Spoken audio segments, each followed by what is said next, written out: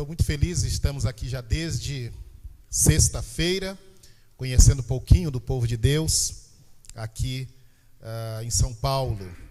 E aguardamos já com expectativa receber os irmãos que estarão conosco daqui pouco mais de 30 dias, talvez, estarão conosco ali na missão. O pastor Cole já esteve conosco recentemente no aniversário da nossa igreja, a primeira igreja presbiteriana de Bom Jesus do Itabapoana, e agora os irmãos estarão ali conosco. Não sei se tem o slide da minha família, eu queria colocar se fosse possível, para os irmãos conhecerem aí a minha esposa.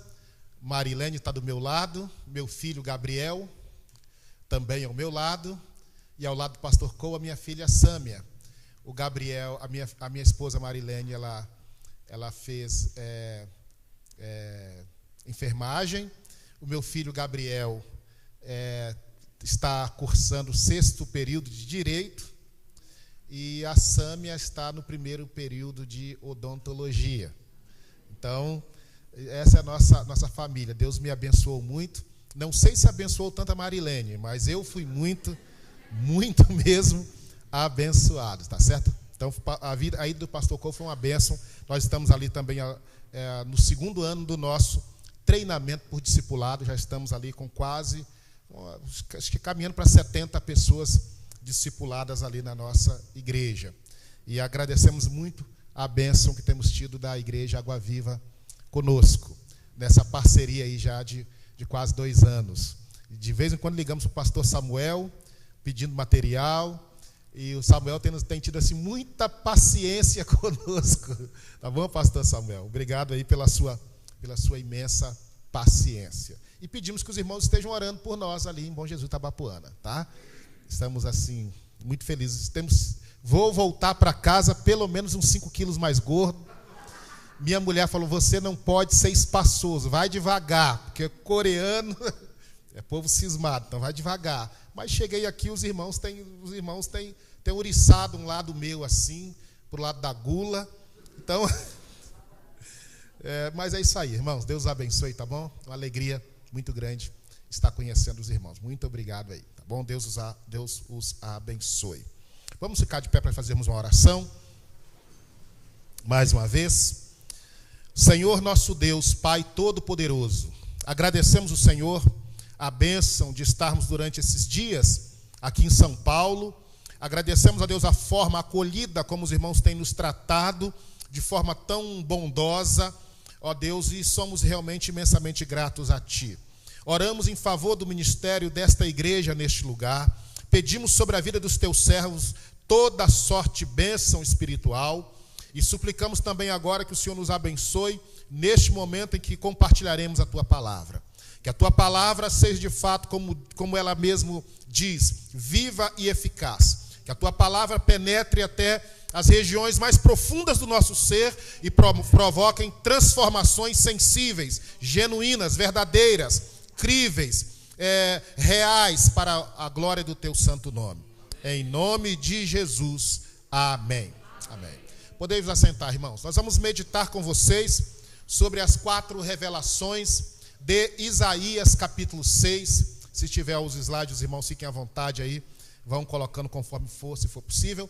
Nós vamos então refletir com vocês sobre as 4 revelações de Isaías, capítulo 6. Já lemos o texto básico, que é Isaías, capítulo 6, de 1 a 13. Isaías foi um profeta que mais falou acerca de Jesus. Foi o profeta chamado profeta messiânico. E Isaías profetizou aproximadamente em 700 e 750 antes de Cristo.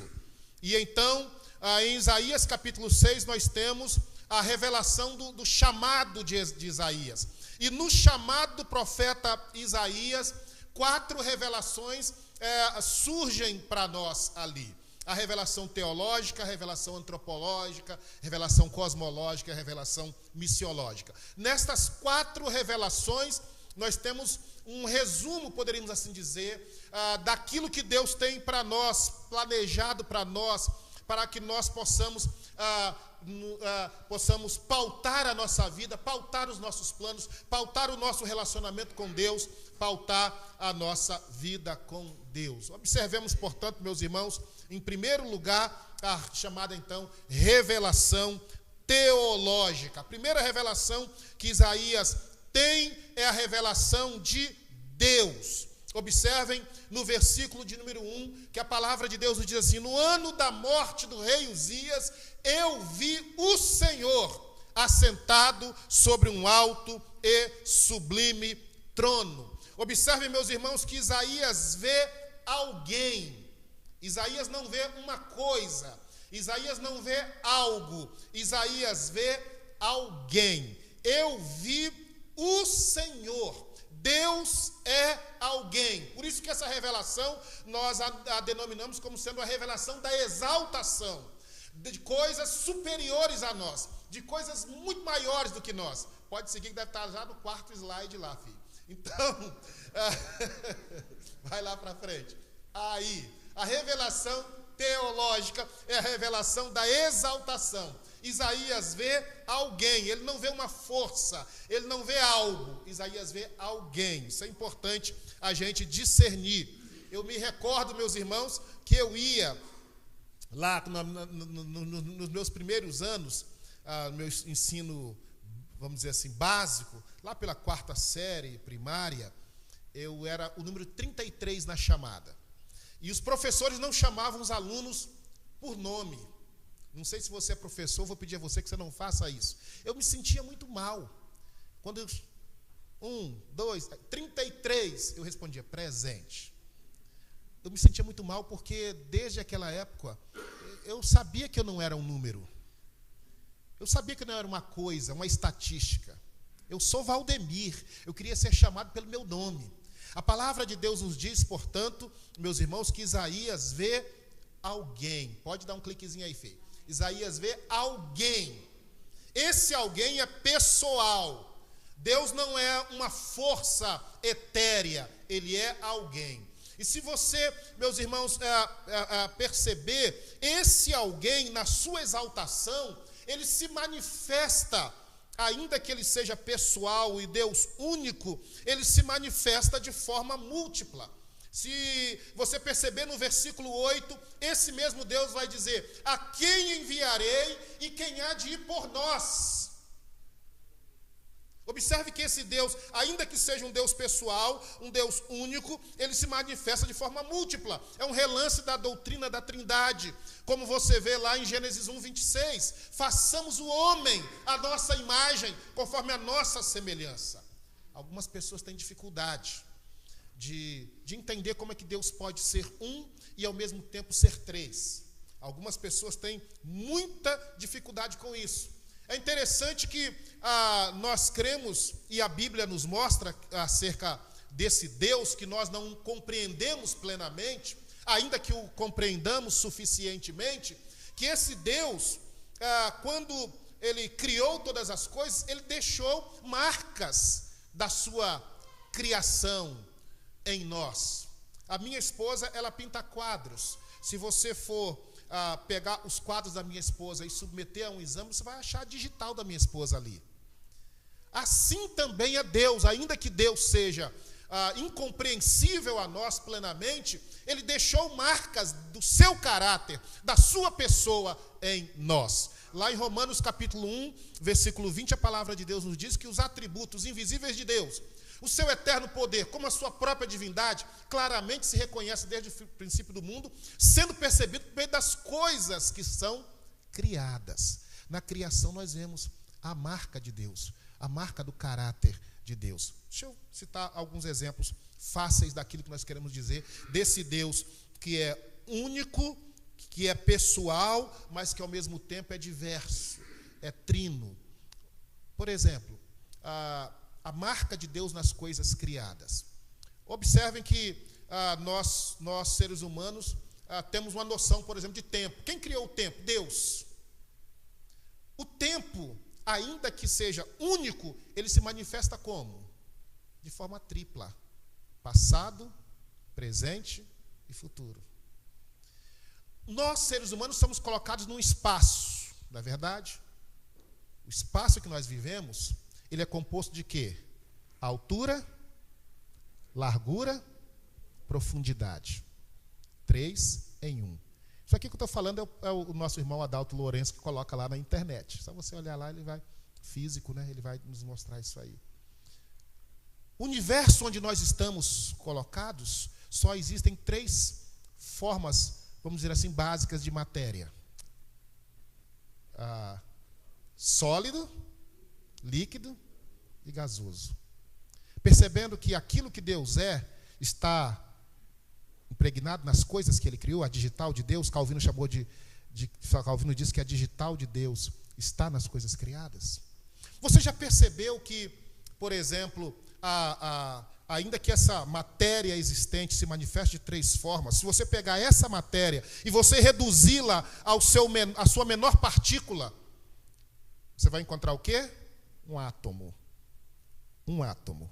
Ele é composto de quê? Prótons, nêutrons e elétrons.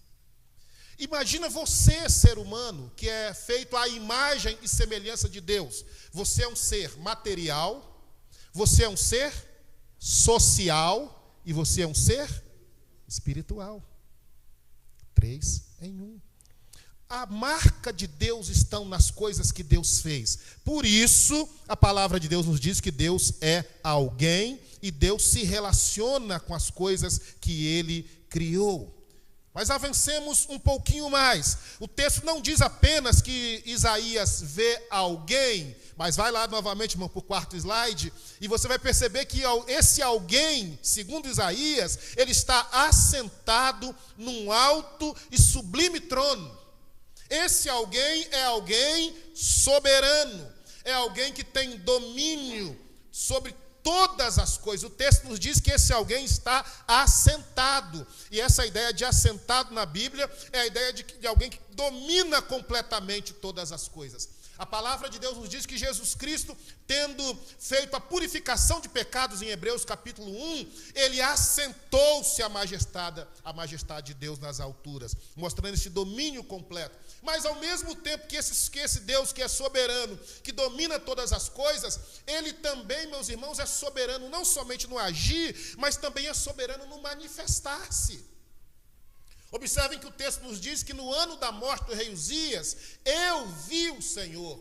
É o Senhor que se mostra a Isaías. Não é Isaías que deslumbra, não é Isaías que desvenda a Deus, mas é Deus que se revela a Isaías, porque ele é soberano também no agir e também no revelar-se.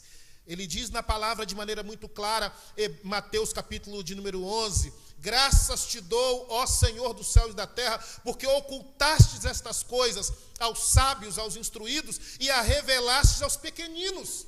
É Ele que revela-se a quem Ele quiser, da forma que Ele quiser. Versículo 26 nos diz, sim, ó Pai, porque assim foi do teu agrado. Ninguém conhece o Filho senão o Pai, ninguém conhece o Pai senão o Filho, e aquele a quem o Filho o quiser revelar. Observe que esse Deus é soberano no agir, esse Deus é soberano no revelar-se. É uma visão da exaltação de Deus. Quando Pedro tem a revelação acerca de Jesus, lá em Mateus capítulo 16, quem diz o povo ser o filho do homem? Jesus diz, Pedro diz, uns dizem que é Jeremias, João Batista, alguns dos profetas, mas Pedro diz, tu és o Cristo, o Filho do Deus vivo. Jesus diz, Pedro, você acertou em cheio. Porém, Pedro, não foi carne e sangue que te revelaram, mas o meu Pai que está nos céus.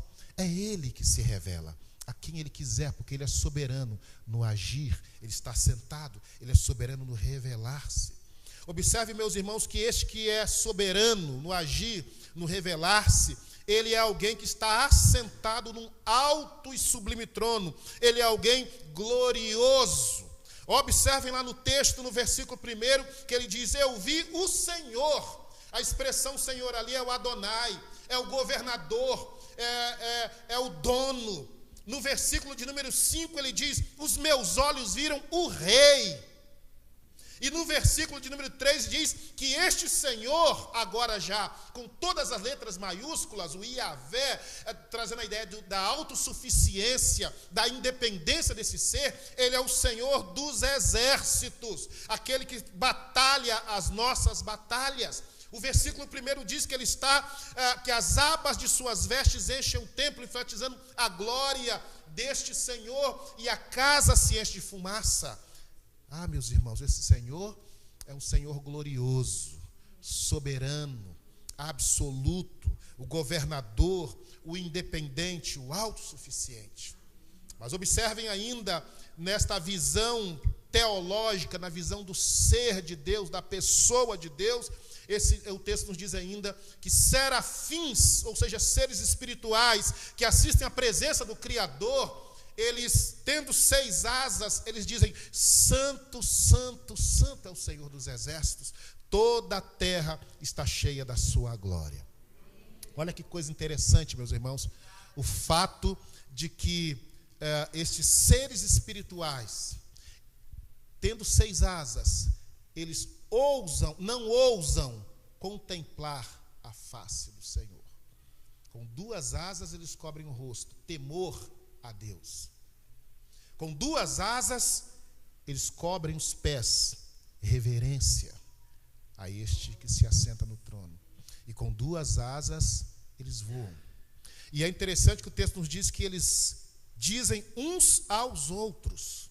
Essa ideia de que o primeiro serafim olha para a glória do Senhor, olha para o segundo serafim e diz: santo.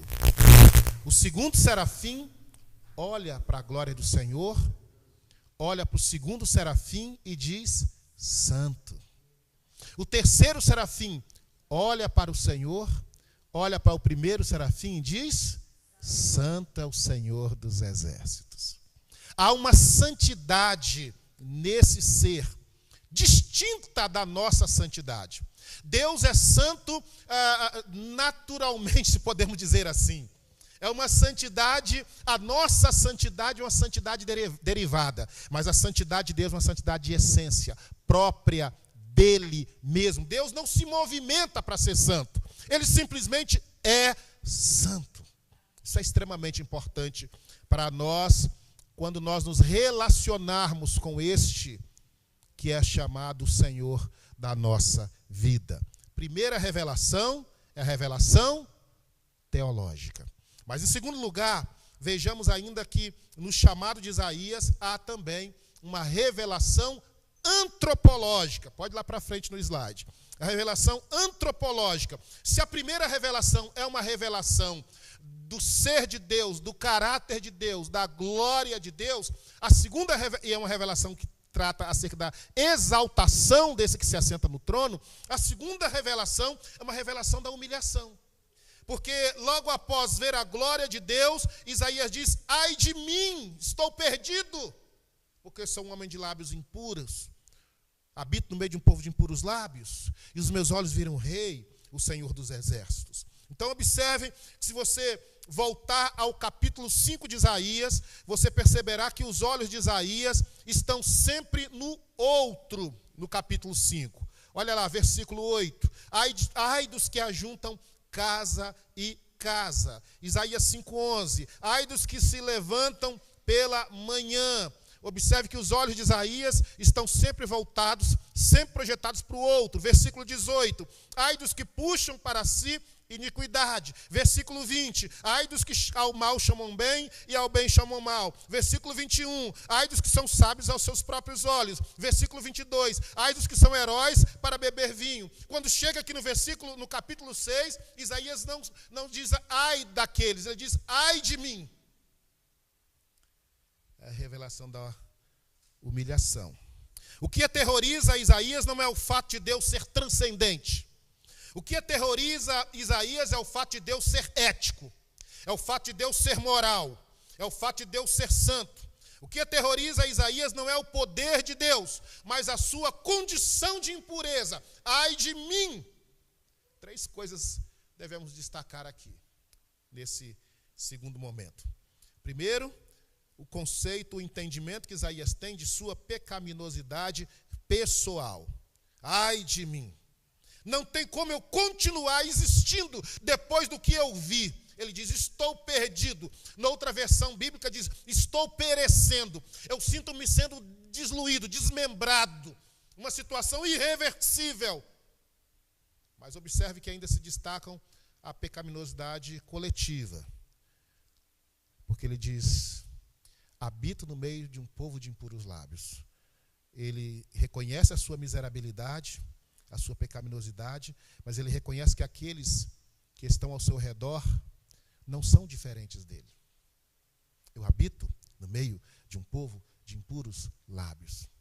Meus irmãos, se tem uma forma de você detectar quando uma teologia é boa, é refinada, é você observar estas coisas. Quando a teologia se refere a Deus, ela sempre vai exaltá-lo. Mas quando ela se refere ao homem, ela sempre vai humilhá-lo. Nós vivemos dias de uma teologia invertida. Isaías aqui falou, aos que ao mal chamam bem e ao bem chamam mal. Nós vivemos dias de que em que a teologia ela tem caminhado numa outra direção. Ela humilha Deus e ela eleva o ser humano.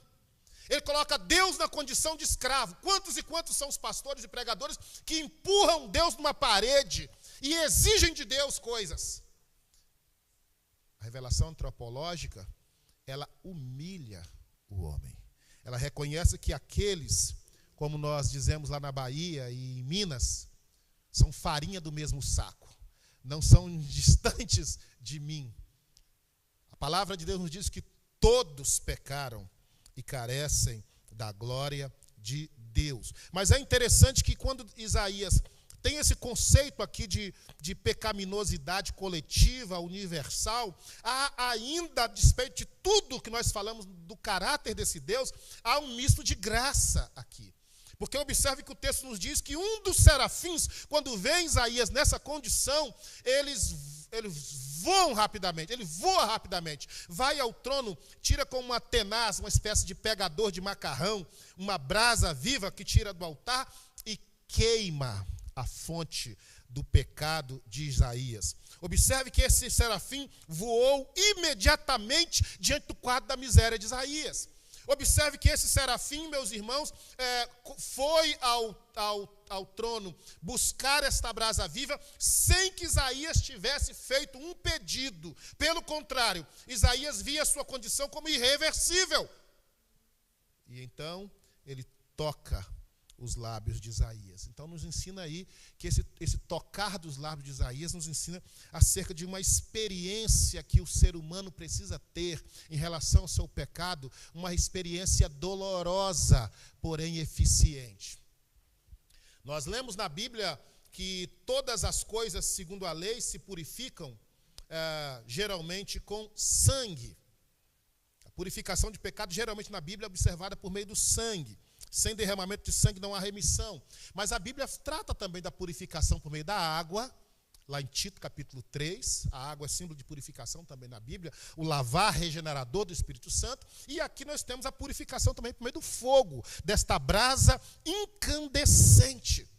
Observe que Isaías detectou o pecado, a fonte do pecado, como sendo os seus lábios. O Senhor Jesus vai ser mais profundo que Isaías e vai dizer que aquilo que sai dos lábios procede de onde? Do coração. Não é isso? Jesus vai ser mais preciso e mais profundo do que Isaías. Mas no conceito de Isaías, os lábios seriam a fonte da sua pecaminosidade. E sendo a fonte da sua pecaminosidade, a fonte vai ser então queimada pela brasa. Eu não sei se você já colocou uma brasa no seu lábio em algum momento da sua vida. Alguém já colocou? Teve um irmão que compartilhou comigo que ele colocou. Era muito comum, né, aqui no Brasil. Hoje em dia nós estamos perdendo esse costume de comer milho assado na brasa. Nós fazíamos isso geralmente nessa época agora, no interior lá do Espírito Santo, nós fazíamos isso, do estado do Espírito Santo. Nós nos reuníamos quando crianças, fazíamos uma fogueira e assávamos milho na brasa.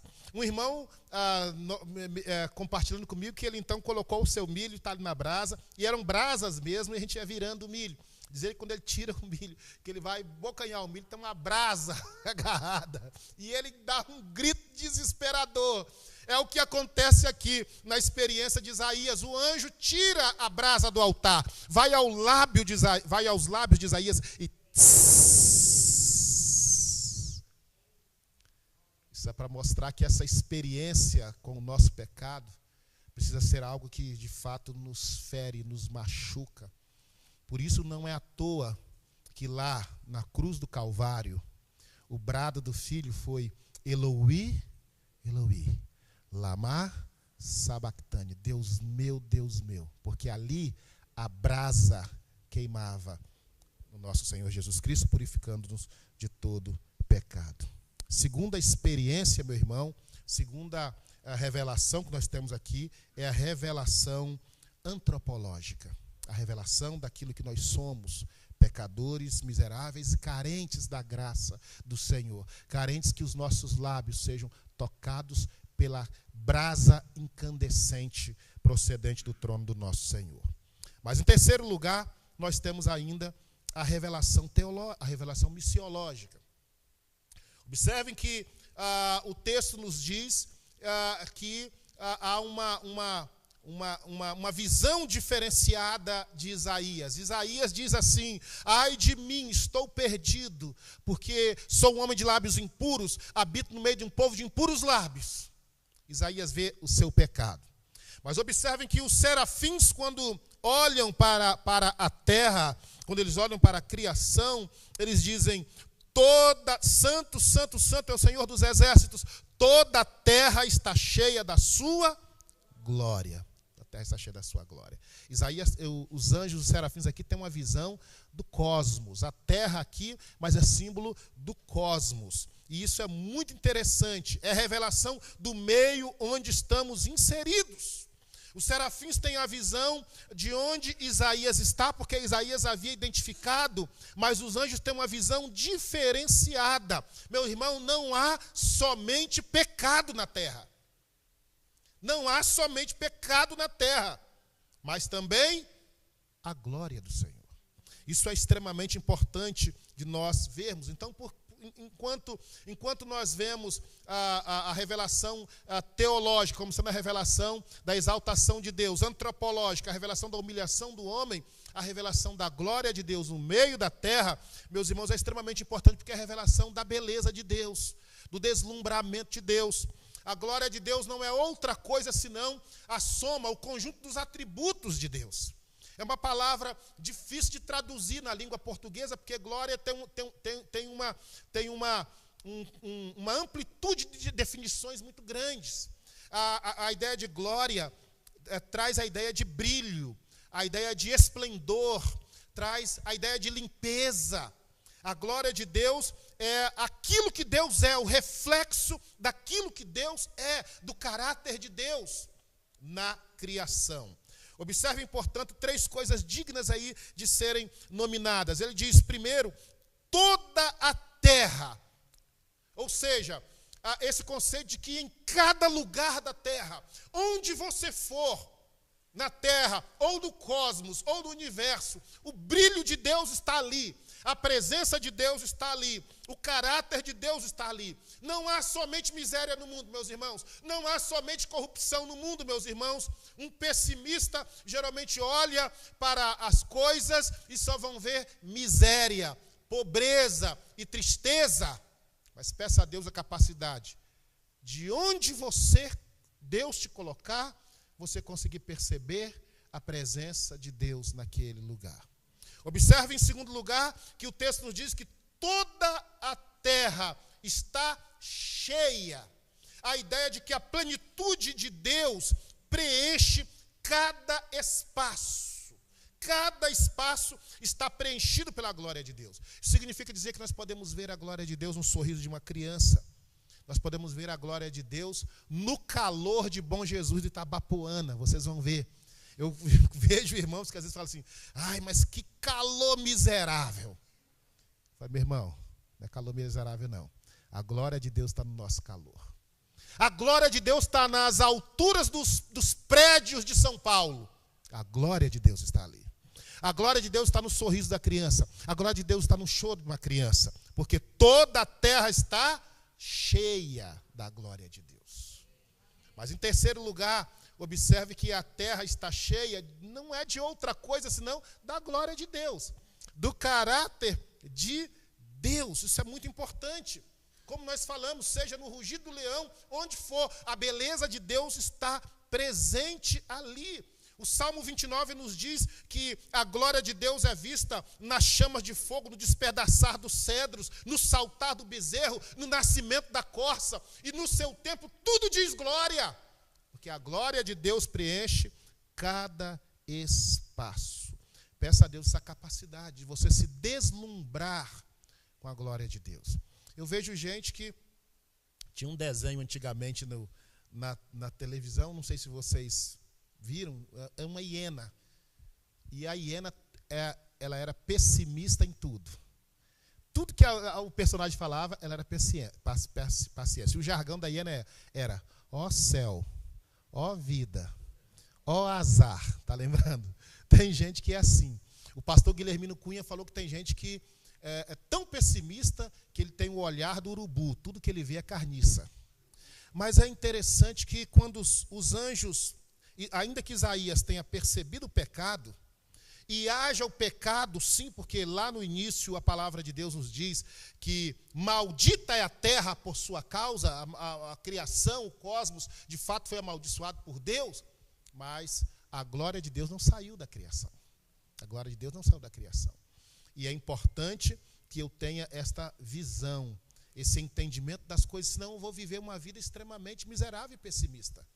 Eu preciso ver a beleza de Deus em meio às coisas. Os reformadores no passado diziam que Lutero, por exemplo, dizia que ele via a glória de Deus, ele percebia a glória de Deus até enquanto ele ordenhava as vacas. Deus estava presente ali. Há uma história apócrifa, não é verdadeira essa história, é uma lenda, mas ela transmite um conceito interessante.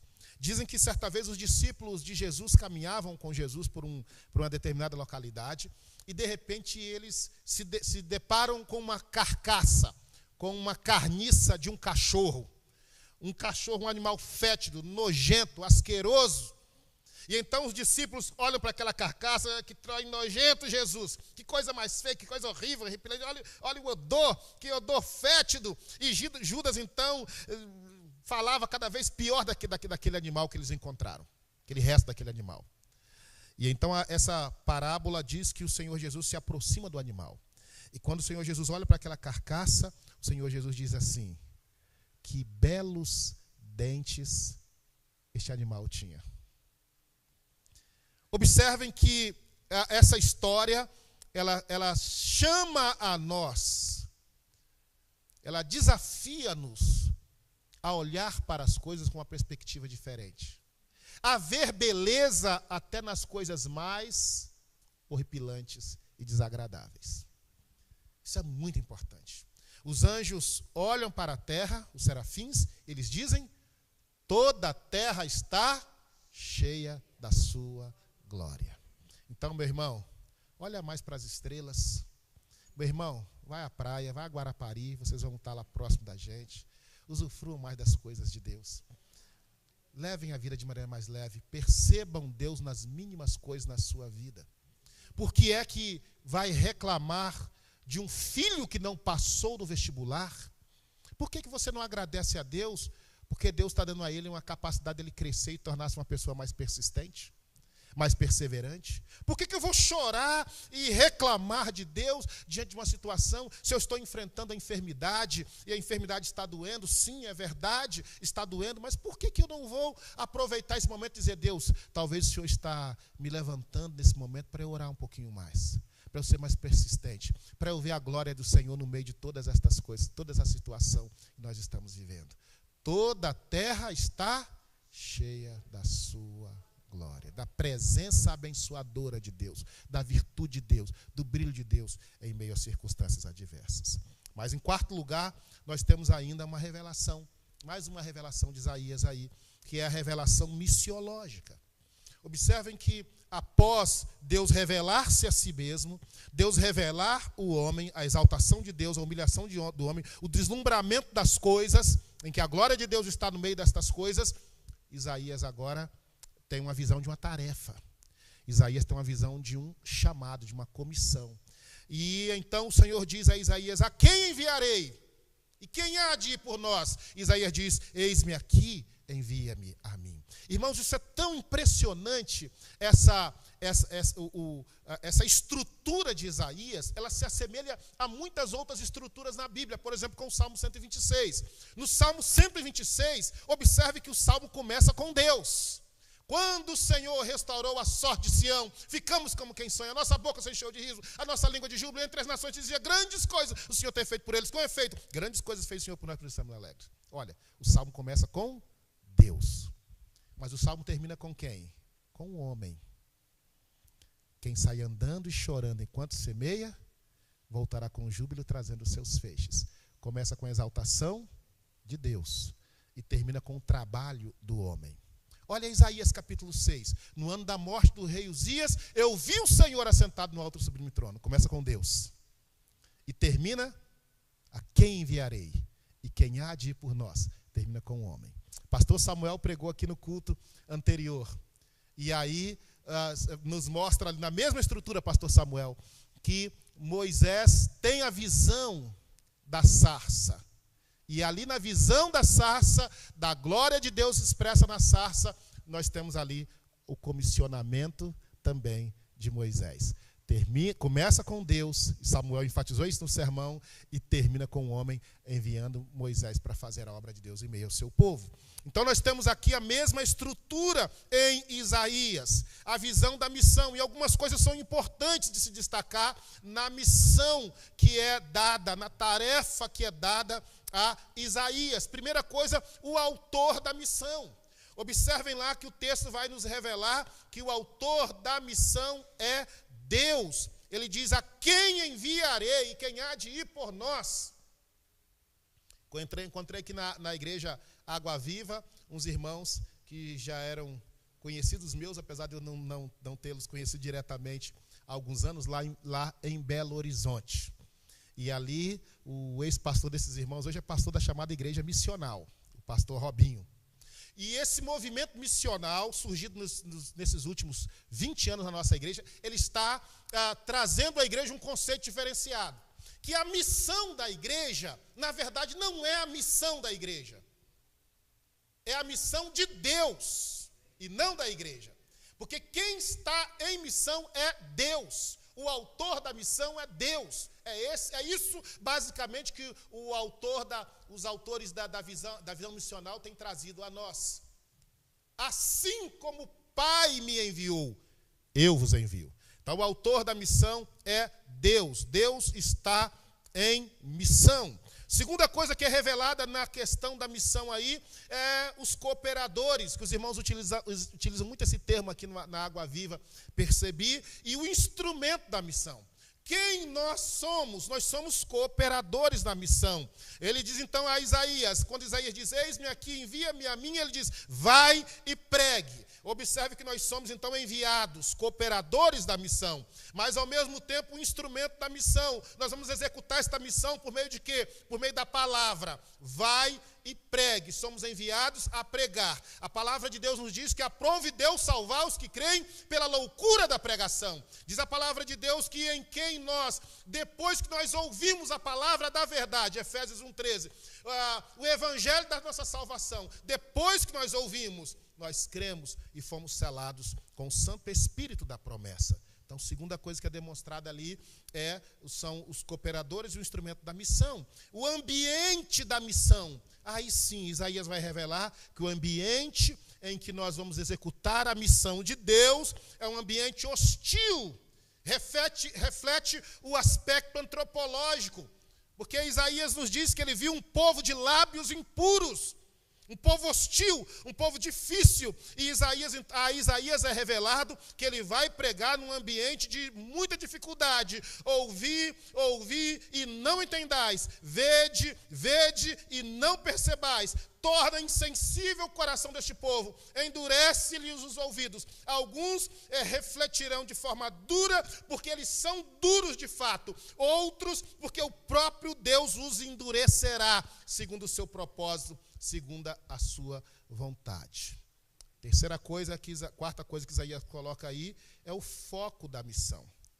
Ainda que haja um ambiente hostil, Isaías conclui o texto dizendo que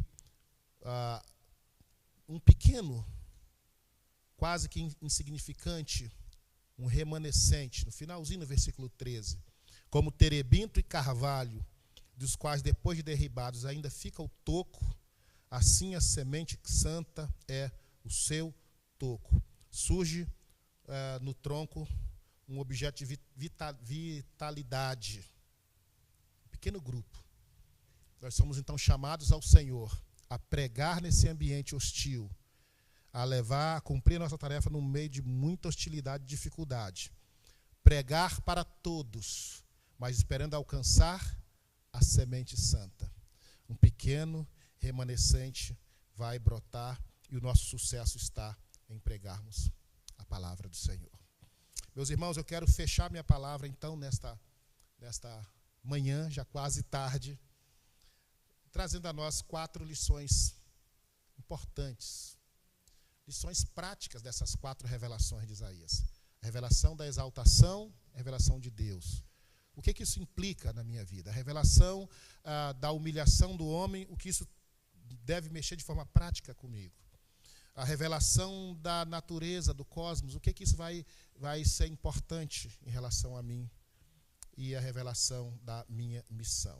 Em primeiro lugar, meu irmão, se você tem uma revelação de Deus, você deve então, nós devemos projetar a nossa vida com base naquilo que Deus é. Com base naquilo que Deus é. Isaías olha para Deus, Isaías vê quem? Alguém assentado num alto e sublime trono. Nós não podemos vislumbrar um Deus menor do que aquele Deus que Isaías vislumbrou.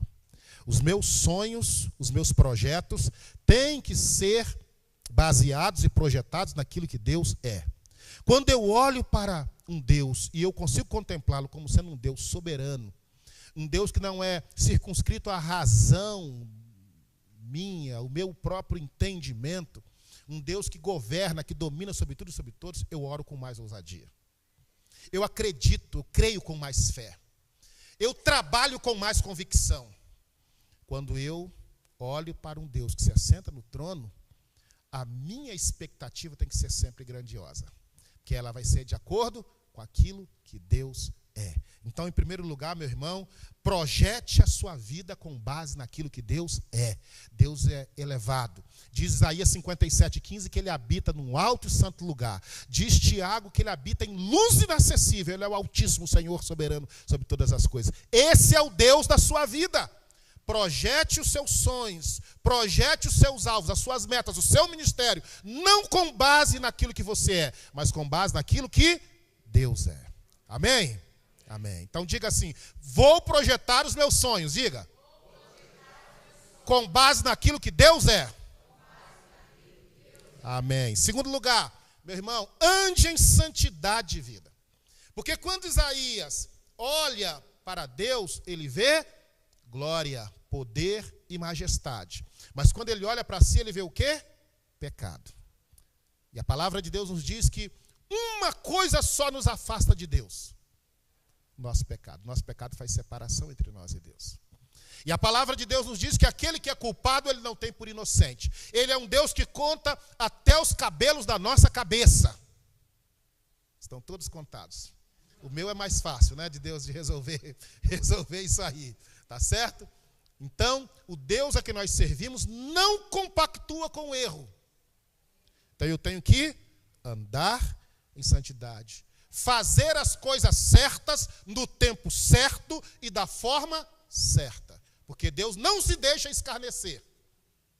E Ele exige de nós santidade de vida. Se tem uma coisa que a igreja brasileira, não sei como está aqui em São Paulo, mas se tem uma coisa que a igreja brasileira precisa rever com urgência, é o termo santidade.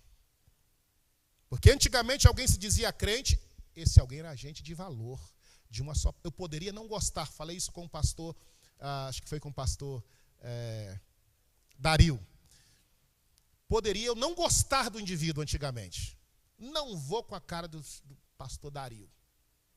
Mas eles diziam assim, mas é um homem de Deus. Hoje, nós temos que dar uma palmatória, gente. Porque essa palavra, eu, por exemplo, como pastor, já falei na minha igreja, uma das coisas que mais me envergonha como pastor, são os casamentos que nós temos nas nossas igrejas. Quantas e quantas vezes eu já fui em casamento de crente que eu não sabia onde me colocar. Porque é balada, tem de tudo. E eu já falei com os crentes, falei, irmãos, pensem 2 vezes quando vocês me convidarem, porque pode ser que eu não vá fazer muitos casamentos de crentes daqui para frente. Porque rola bebida, rola farra, rola tudo. Fui para um casamento em determinado horário, depois de 11 horas, não tinha como alguém que se diz crente estar naquele lugar.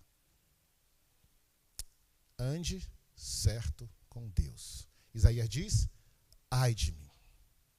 Terceiro lugar, desfrute da beleza, da glória de Deus em meio a nós.